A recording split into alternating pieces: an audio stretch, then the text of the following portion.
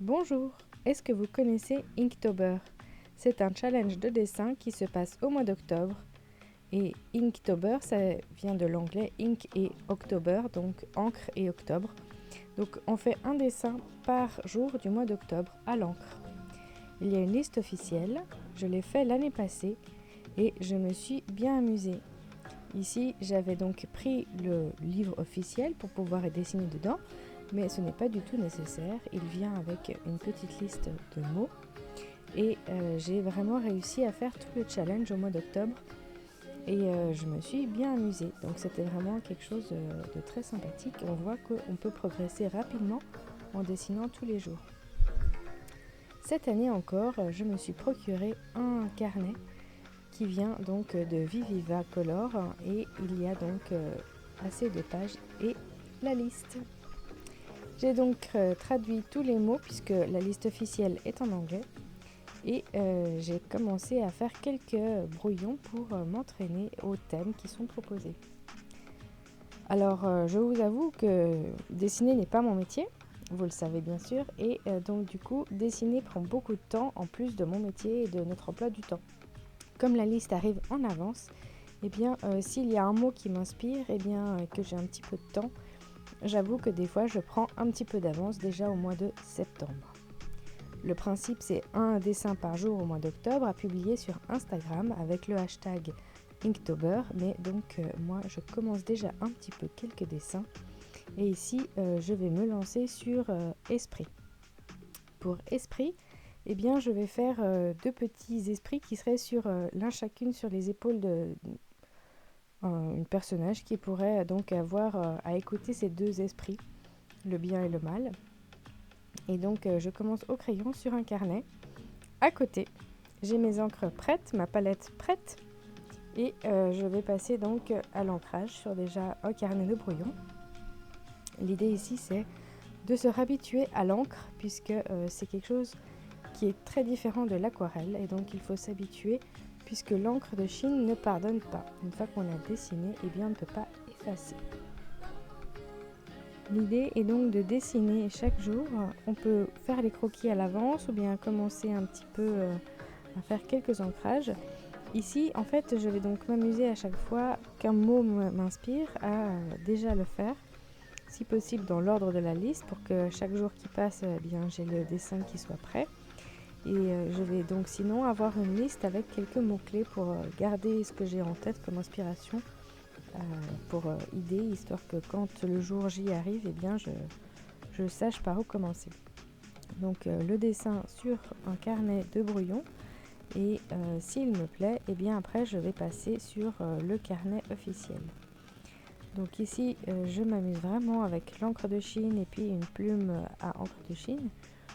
Mais on peut évidemment aussi faire le challenge avec simplement un stylo à encre et évidemment qu'on peut s'amuser à détourner le challenge et le faire avec plein d'autres moyens, plein d'autres médias, donc à l'aquarelle, etc. Alors personnellement, je vais commencer donc à l'encre comme base et je vais essayer donc de faire un maximum de noir et blanc. Mais évidemment que étant habituée à la couleur de l'aquarelle, eh bien, c'est difficile de résister, de faire du coloriage, de la mise en couleur. Et je vais souvent après prendre mes palettes pour mettre un peu de couleur à l'aquarelle ou à l'encre, puisque vous voyez que j'ai ici quelques couleurs d'encre.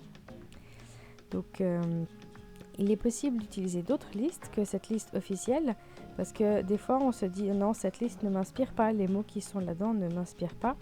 Mais je trouve que c'est vraiment ça le but du challenge, c'est quand on n'est pas inspiré par un mot, on va faire des recherches sur internet en discutant autour de soi sur ces mots, qu'est-ce qu'ils représentent, et puis à force de discuter, eh bien l'inspiration vient.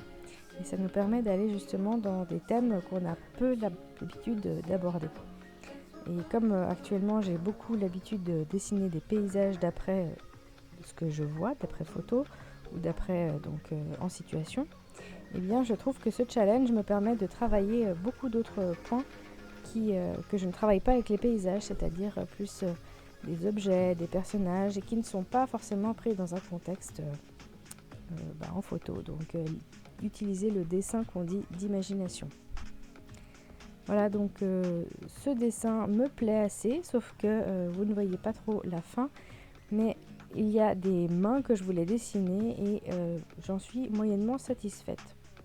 J'ai donc décidé que comme mon carnet était rectangulaire et mon livre pour les dessins Viviva était donc carré, j'allais faire une espèce de recadrage de mon carnet de brouillon en mode à supprimer les mains. Donc je prends toujours un crayon aquarelle parce qu'un crayon aquarelle, une fois qu'on y met de l'eau, eh bien ça ne se voit plus. Donc évidemment que ces pages-là étant assez brillantes, c'est pas du tout facile de gommer sur ces pages. Donc je vais essayer d'aller assez rapidement à l'encre et placer très peu de repères sur ma feuille.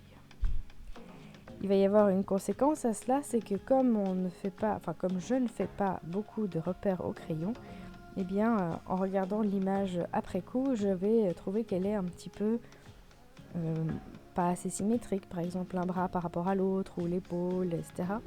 Et donc ce que je vais faire à chaque fois, c'est reprendre le dessin sur Procreate, donc ma tablette, donc scanner le dessin et puis aller essayer de modifier ce que je peux modifier, ce que je trouve qui est à modifier au niveau des proportions et peut-être des erreurs de ligne. Et donc peut-être une mise en couleur selon les dessins. Donc ici j'ai fait mes petits esprits, j'ai gardé une forme assez simple. Donc là par contre la fourche du petit diable, elle me plaît pas trop. Donc par exemple là je vais la remodifier puisqu'elle n'est pas du tout joliment symétrique. D'un côté je me disais j'aurais pu simplement la passer en noir pour cacher les traits qui ne me plaisent pas. Ça c'est une option, mais j'avoue que j'avais envie de la garder en blanc. Donc l'idée ce sera vraiment de la modifier sur Procreate. Donc avoir un fond blanc, pur blanc, et puis vraiment un trait noir très bien défini et pas d'hésitation de trait. Donc ici vous voyez que le recadrage me permet d'avoir que des demi-lunettes, enfin pas des demi, mais disons que les lunettes sont un petit peu coupées. J'imagine un verre qui permet un reflet, puisque ici je ne dessine pas l'œil à l'intérieur. Donc c'est l'histoire d'un personnage qui aura des lunettes et qui a donc un éclair de lumière devant elle pour qu'on ne voit pas ses yeux. Il ne s'agit pas de lunettes de soleil puisqu'elles ne seront pas noires. Donc comme j'ai commencé par les deux petits esprits qui occupent la place sur les épaules, eh bien je peux dessiner les cheveux par derrière.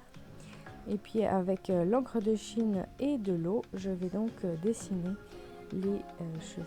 Ça va permettre d'obtenir un gris un petit peu plus clair. J'ai commencé à utiliser un pinceau avec de l'encre de Chine puisque c'est une des façons qu'on a de rattraper un petit peu quand on est en traditionnel avec l'encre de Chine, c'est-à-dire de cacher la ligne qu'on n'aime pas avec de la couleur très très foncée. Et donc ça me permet d'agrandir une zone ou de la redéfinir un petit peu mieux pour qu'elle puisse passer un peu plus proportionnée. Donc ici j'utilise de l'eau pour qu'elle puisse plus facilement s'étaler, mais du coup ça va quand même diluer le noir. Donc ça c'est encore un autre truc que je vais améliorer sur Procreate. Donc c'est le noir, j'aimerais qu'il soit parfaitement noir et donc pas avec des traits et puis une sorte de dégradé. Donc ça vous verrez par la suite parce que je vais prendre le scan de cette illustration et le retravailler au numérique.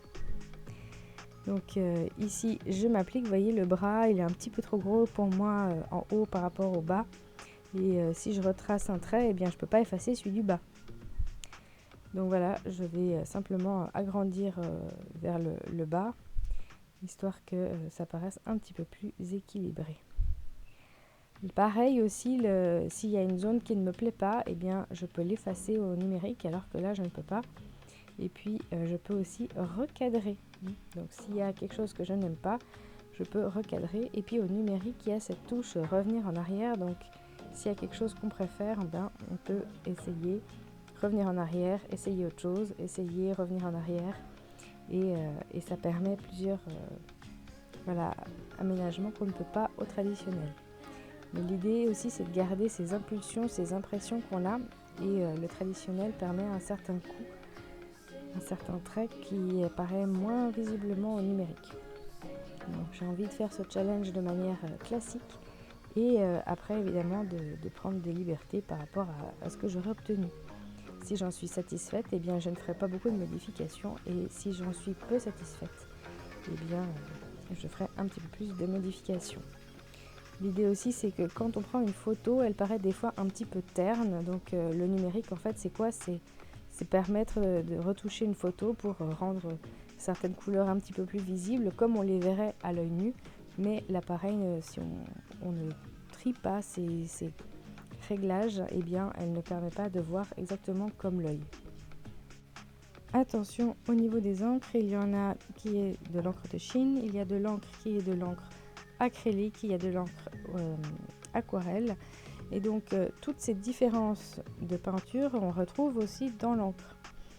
L'encre aquarelle est très très pratique, par exemple, puisqu'elle a une force très, très vive lorsqu'on l'utilise. Par contre, si je veux reprendre de l'eau et redessiner par-dessus, eh bien, ça va réactiver la couleur, alors que, par exemple, de l'encre de Chine, eh bien, une fois qu'elle est posée, on ne peut plus la réactiver. Elle est définitivement posée. Et plus possible tant qu'elle n'est pas sèche, évidemment, on peut la réactiver, mais dès qu'elle est sèche, on ne peut plus la changer. Ici, avec l'encre de Chine, on a quand même pas mal de zones de gris différentes qu'on peut obtenir. Donc c'est pour ça que c'est pratique de travailler avec une palette où on va déposer de l'encre et puis de l'eau à côté et prendre plusieurs dilutions différentes pour faire différents effets de noir et de gris, pour avoir des effets de superposition, de la profondeur dans le dessin, pouvoir dessiner les traits avec l'encre noire et puis les ombres avec un grisé un peu plus clair. Donc utiliser le noir, le blanc, le gris.